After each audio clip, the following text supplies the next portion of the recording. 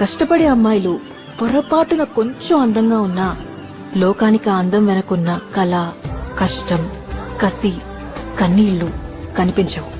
అంతా ఆ అందం వల్లే వచ్చాయనుకుంటారు. అందం అంటే గుణం.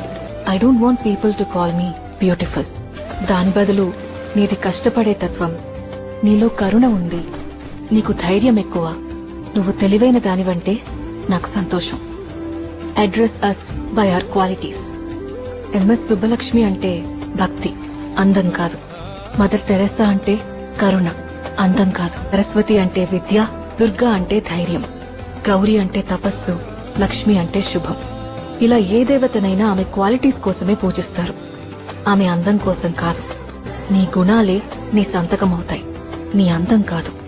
ఆడదే ఆడదాన్ని అందాన్ని దాటి చూసుకోగలగాలి. అలా అందాన్ని దాటి చూస్తే ఆడ